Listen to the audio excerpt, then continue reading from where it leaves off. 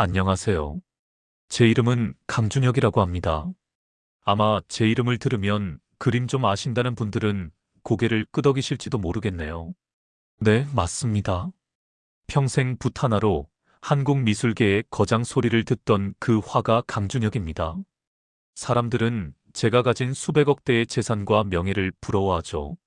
하지만 지난 3년간 제 삶은 화려한 캔버스가 아니라 검게 타버린 숫덩이 그 자체였습니다. 제게는 제 생명보다 소중한 아내, 서정인이 있었습니다. 가난했던 유학 시절부터 제 모델이 되어주고, 붓을 빨아주고, 제 그림자처럼 내조해준 여자였죠. 제가 붓을 들 수 있었던 건 오로지 아내 덕분이었습니다. 그런데 나이가 드니 야속하게도 아내에게 치매 기운이 찾아오더군요. 깜빡깜빡하는 아내를 보며 저는 결심했습니다. 남은 여생은 그림보다 아내를 지키며 살겠다고요. 하지만 그 결심이 우리 부부를 지옥으로 밀어넣을 줄은 꿈에도 몰랐습니다. 비극은 3년 전 강원도 산속에 있는 제 별장에서 시작됐습니다. 그곳에는 제 화실과 아직 세상에 공개하지 않은 작품들이 보관된 수장고가 있었죠. 어느 날 아들 민재 녀석과 며느리 유라가 찾아왔습니다. 민재는 제 아들이지만 그림 재능은 눈곱만큼도 없는 녀석이고 며느리 유라는 큐레이터 출신이라 그림 보는 눈은 있어도 속물근성이 타분한 아이였죠. 그날따라 며느리 유라가 유독 아내에게 살갑게 굴더군요. 어머님, 수장고 열쇠 어디 두셨어요? 제가 정리 좀 해드릴게요. 라면서요. 아내가 치매기가 있으니 열쇠를 자기가 관리하겠다는 핑계였지만 저는 그 눈빛에서 탐욕을 받습니다. 제가 유라야, 그건 내 시어머니가 알아서 한다. 신경 꺼라. 하고 딱 잘라 말했죠. 그날 밤이었습니다. 매캐한 냄새에 잠에서 깼을 때 별장은 이미 불길에 휩싸여 있었습니다. 여보, 정인아. 제가 아내를 부르며 방문을 열려는데 무언가 무너지는 소리와 함께 정신을 잃었습니다. 눈을 떴을 땐 병원이었습니다. 온몸에 붕대를 감은 채 깨어난 제 앞에 아들 민재가 울고 있더군요. 아버지, 다행이에요. 정말 다행이에요. 저는 산소호흡기를 떼며 물었습니다. 네 엄마는? 엄마는 어디 있어? 민재가 고개를 떨구더군요. 죄송해요, 아버지. 불길이 너무 세서 어머니를 못 구했어요. 별장이 전소돼서 시신도 수습을 못했어요. 그 말을 듣는 순간 제 세상은 무너졌습니다. 평생을 함께한 아내가 그 뜨거운 불길 속에서 혼자 떠났다는 죄책감에 저는 미쳐버릴 것만 같았습니다. 장례식 내내 저는 영정사진 앞에서 울부짖었습니다. 며느리 유라가 제 어깨를 감싸며 울먹이더군요. 아버님, 진정하세요. 이러다 아버님까지 쓰러지시면 어떡해요. 그때는 그 눈물이 진짜인 줄 알았습니다. 아내가 떠나고 저는 붓을 꺾었습니다. 그림이 다 무슨 소용입니까? 저는 껍데기만 남은 채 집안에 틀어박혔습니다. 그러자 아들 내외의 본색이 드러나기 시작하더군요. 아버지, 이제 그만 슬퍼하시고 갤러리 운영권 저한테 넘기세요. 아버지는 요양이나 다니시고요. 민재 녀석이 서류 뭉치를 들이밀었습니다. 성년 후견인 신청서였습니다. 충격으로 제 정신이 온전치 않다며 제 모든 재산과 저작권을 자기가 관리하겠다는 거였죠. 기가 찼지만 싸울 힘도 없었습니다. 그래, 니들 마음대로 해라. 저는 모든 걸 놓아버렸습니다. 그 뒤로 저는 제 집에서 유령 취급을 당했습니다. 아들 내외는 제 카드로 명품을 사들이고 매일같이 파티를 열었습니다. 며느리는 친구들을 불러놓고 시아버지는 이제 노망나서 방구석에만 있어. 밥만 축내는 식충이지 뭐. 하며 깔깔거렸습니다. 저는 방문을 잠그고 죽은 아내의 사진만 끌어안고 하루하루 죽을 날만 기다렸습니다. 그러던 어느 날 밤이었습니다. 새벽 2시가 넘은 시간, 제가 몰래 숨겨둔 대포폰이 울렸습니다. 혹시나 하는 마음에 오 변호사, 제 오랜 법적 대리인이 몰래 챙겨준 전화기였죠. 받을까 말까 망설이다 통화 버튼을 눌렀습니다. 여보세요. 수화기 너머로 아주 젊고 겁에 질린 여자의 목소리가 들렸습니다. 저기, 혹시 강준혁 화백님 되시나요? 네, 맞습니다만 누구십니까? 화백님, 놀라지 말고 들으세요. 남해에 있는 작은 섬 소망기도원이라는 정신요양병원 간호사 김지영이라고 합니다. 기도원이요? 거길 다니는 간호사가 내게 왜 전화를 합니까?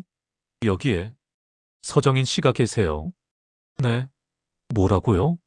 지금 누구라고 했습니까? 서정인 씨요. 화백님 아내분. 살아계세요. 심장이 멎는 것 같았습니다. 장난 전화라고 하기엔 여자의 목소리가 너무 절박했습니다. 이보세요. 내 아내는 3년 전 화재로 죽었습니다. 무슨 헛소리를 하는 겁니까? 아니에요. 여기 입원 기록에는 김말순이라고 되어 있는. 정신이 돌아오실 때마다 자기가 강준혁 아내라고 그림을 그려야 한다고 하세요. 그리고 허공에다가 손가락으로 사인을 하시는데 제가 인터넷에서 본 화백님 사인이랑 똑같아요. 제발요, 여기 지옥 같은 곳이에요. 할머니 좀 구해주세요. 전화가 뚝 끊겼습니다. 저는 덜덜 떨리는 손으로 오 변호사에게 전화를 걸었습니다. 자네, 지금 당장 내 집으로 좀 와주게. 아주 은밀하게. 새벽에 달려온 오 변호사는 제 이야기를 듣더니 표정이 굳어졌습니다. 화백님, 이게 사실이라면 민재 군과 유라 양이 어머님을 빼돌렸다는 겁니까? 확인해 봐야겠네. 내 눈으로 직접 봐야겠어. 우리는 즉시 움직였습니다.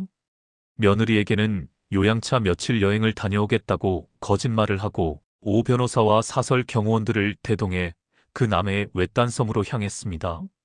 배를 타고 들어가는 내내 기도를 했습니다. 제발, 제발 살아만 있어 다오. 그 기도원은 절벽 위에 세워진 낡은 건물이었습니다. 겉으로는 요양원 간판을 달고 있었지만 실상은 불법 감금시설이나 다름없었죠. 오 변호사가 검찰 출신답게 영장을 언급하며 원장을 압박했고 우리는 강제로 병동 안으로 진입했습니다. 지하 독방. 쇠창살이 쳐진 그곳에 웅크리고 있는 한 노파가 보였습니다. 헝클어진 백발, 뼈만 앙상하게 남은 몸, 멍투성이인 팔다리. 하지만 저는 단번에 알아봤습니다. 30년을 함께 산 내 아내, 정인이었습니다. 여보, 정인아. 제가 철창을 붙잡고 소리치자 노파가 고개를 번쩍 들었습니다. 초점 없는 눈동자가 저를 향했습니다. 준혁 씨? 준혁 씨야? 아내의 목소리를 듣는 순간 저는 억장이 무너져 내리는 것 같았습니다. 문을 부수다시피 열고 들어가 아내를 끌어안았습니다. 냄새나고 더러운 환자복을 입은 아내는 제 품에서 아이처럼 울음을 터뜨렸습니다. 무서워. 여기 무서워. 유라가 나 때렸어. 민재가 나 버렸어. 불이 났는데 나만 두고 문을 잠갔어. 아내의 입에서 나온 말은 충격 그 자체였습니다. 불이 났을 때 아들 내외는 아내를 구하지 못한 게 아니었습니다. 일부러 구하지 않고 다친 아내를 빼돌려 이곳에 가둔 것이었습니다. 수장고 열쇠와 제 재산을 독차지하기 위해서요. 그때 제보 전화를 했던 김 간호사가 달려왔습니다. 화백님, 이거 받으세요. 김 간호사가 건넨 건 낡은 수첩과 USB였습니다. 이게 뭡니까? 할머니가 정신 드실 때마다 하신 말씀들 제가 적어둔 거예요. 그리고 이 USB에는 며느리가 여기 찾아왔을 때 대화한 내용, 녹음한 거랑 원장이 할머니한테 강제로 약 먹이는 CCTV 영상이에요. 저는 김 간호사에게 고개를 숙였습니다. 고맙습니다. 정말 고맙습니다. 당신이 내 아내를 살렸습니다. 아내를 안전한 대학병원 VIP 병실로 옮긴 뒤 저는 복수를 다짐했습니다. 당장 경찰에 신고해서 잡아가게 할 수도 있었지만 그건 너무 싱거웠습니다. 그들이 가장 사랑하는 것, 그들이 그토록 원하던 명예와 돈, 그 모든 것을 뺏고 사회적으로 매장해 버려야 제 분이 풀릴 것 같았습니다. 오 변호사, 준비하게. 내 인생 마지막 전시회를 열 거야. 네. 갑자기 전시회라니요? 전 세계 컬렉터들, 미술계 인사들, 기자들 다 불러. 제목은 부활이야. 죽었던 강준혁이 다시 붓을 들었다고 해. 그리고 내 아들 내외한테는 내가 새 유언장을 발표한다고 전해. 소식은 순식간에 퍼졌습니다. 강준혁 화백의 컴백, 그리고 수백억 대 자산의 향방이 걸린 유언장 발표. 미술계가 들썩였습니다. 아들 민재와 며느리 유라는 신이 났죠. 드디어 노인네가 죽기 전에 우리한테 다 넘기려나 보다 생각했을 겁니다. 며느리는 벌써부터 명품 드레스를 맞추고 난리를 쳤으니까요. 드디어 디데이. 서울의 최고급 호텔 그랜드 볼룸. 수많은 인파가 모였습니다. 화려한 조명 아래 아들 내외가 주인 행세를 하며 하객들을 맞이하고 있더군요. 아이고, 와주셔서 감사합니다. 저희 아버님이 오늘 아주 중대한 발표를 하실 겁니다. 네, 갤러리는 앞으로 제가 맡게 되겠죠. 민재 녀석의 거만한 목소리가 로비에 울려 퍼졌습니다. 저는 무대 뒤에서 그 꼴을 지켜보며 차갑게 웃었습니다. 즐겨라. 그게 너희들의 마지막 파티니까. 사회가 시작되고 제가 무대 위로 올라갔습니다. 쏟아지는 플래시 세례. 저는 마이크를 잡고 천천히 입을 뗐습니다. 귀한 발걸음 해주신 여러분, 감사합니다. 지난 3년 저는 아내를 잃은 슬픔에 붓을 꺾고 살았습니다. 하지만 오늘 저는 진실을 마주하고 다시 이 자리에 섰습니다. 오늘 공개할 제 마지막 작품은 캔버스에 그린 그림이 아닙니다. 바로 제 인생 그 자체입니다. 사람들이 웅성거리기 시작했습니다. 저는 아들 내외를 바라봤습니다. 그들은 기대에 찬 눈빛으로 저를 보고 있더군요. 민재야, 유라야. 너희가 그토록 원하던 수장고의 비밀, 오늘 여기서 밝혀주마. 자, 스크린을 봐주십시오. 제가 손짓하자 무대 뒤 대형 스크린에 영상이 떴습니다. 사람들은 제 신작 그림이 나올 줄 알았겠죠. 하지만 화면에 나온 건 3년 전 별장 화재 당일의 CCTV 영상이었습니다. 다행히 별장 외부 CCTV 서버는 타지 않고 살아있었고 오 변호사가 복구해낸 것이었죠.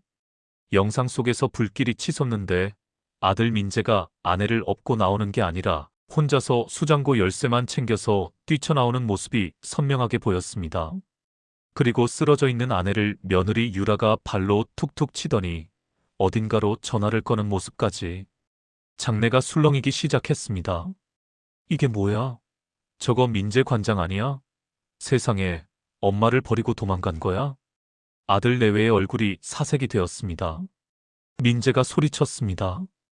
꺼. 저거 당장 꺼. 아버지가 노망나서 조작한 거야. 하지만 영상은 멈추지 않았습니다. 화면이 바뀌고 이번엔 기도원 CCTV가 나왔습니다.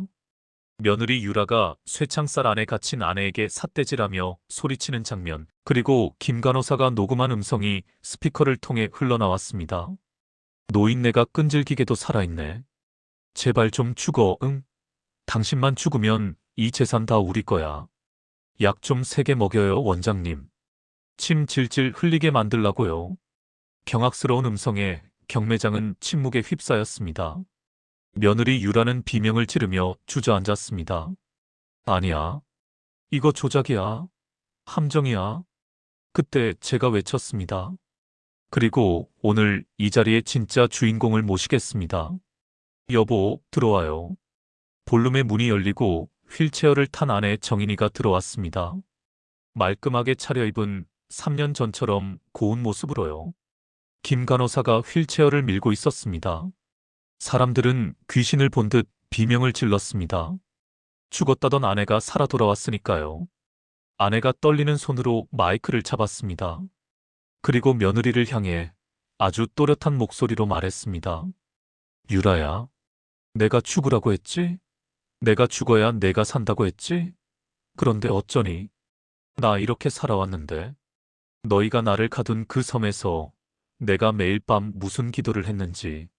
아니, 제발 내 아들, 내 며느리가 사람답게 살게 해달라고 빌었다. 그런데 너희는 끝까지 짐승만도 못하더구나. 민재 녀석이 덜덜 떨며 아내에게 다가가려 했습니다. 엄마, 엄마 나야 민재. 오지 마. 아내가 소리쳤습니다. 나는 너 같은 아들 둔 적 없다. 불길 속에서 엄마 살려달라고 애원하던 내 손을 뿌리친 놈이 무슨 낯짝으로 엄마를 불러. 그때 사이렌 소리가 울리고 경찰들이 들이닥쳤습니다. 오 변호사가 미리 대기시켜둔 것이었죠. 강민재, 최유라 씨, 존속 유기, 감금, 횡령 및 살인 미수 혐의로 긴급 체포합니다. 수갑이 채워지는 순간 며느리 유라는 발악했습니다. 이건 무효야. 저 노인네들이 다 꾸민 짓이라고. 내가 가만히 있을 줄 알아? 민재 녀석은 바지에 오줌까지 지리며 질질 끌려갔습니다. 아버지, 살려주세요. 제가 잘못했어요. 저는 그들을 차갑게 내려다보며 말했습니다. 내 유언장은 수정됐다. 내 모든 재산은 사회에 환원한다. 그리고 너희에게 남겨줄 건 딱 하나다. 평생 감옥에서 썩을 시간. 그렇게 세 개의 경매는 끝이 났습니다. 아들 내외는 재판에서 각각 징역 15년, 20년을 선고받았습니다. 미술계에서 영구 제명된 건 물론이고요. 기도원 원장과 공범들도 모두 구속됐습니다. 모든 일이 끝나고 저와 아내는 서울 생활을 정리하고 이곳 시골로 내려왔습니다. 공기 좋은 곳에서 아내와 산책도 하고 텃밭도 가꾸며 지냅니다. 아내의 치매요? 신기하게도 그 섬에서 나온 뒤로 많이 좋아졌습니다. 아마 마음의 병이었던 모양입니다. 그리고 저를 도와준 김 간호사, 지금은 우리 양딸이나 다름없습니다. 제가 설립한 재단에서 장학금을 받아 간호대학원에 진학했죠. 주말마다 내려와서 우리 부부 말동무가 되어줍니다. 피 한 방울 안 섞였지만 배 아파 낳은 자식보다 100배 1000배 귀한 딸입니다. 저는 다시 붓을 들었습니다. 이제는 화려하고 비싼 그림이 아니라 텃밭에서 일하는 아내의 미소, 따뜻한 햇살, 바람에 흔들리는 들꽃 같은 걸 그립니다. 비로소 제 그림에 진짜 생명이 담기는 것 같습니다. 여러분, 돈과 명예, 그게 다 무슨 소용입니까? 가장 소중한 건 바로 지금 내 곁에 있는 사람입니다. 욕심에 눈이 멀어 소중한 것을 버리는 순간 인간은 괴물이 됩니다. 제 이야기가 여러분에게 작은 울림이 되었기를 바랍니다. 부디 곁에 있는 사람의 손을 따뜻하게 잡아주세요. 저처럼 후회하지 마시고요. 지금까지 화가 강준혁이었습니다. 들어주셔서 감사합니다.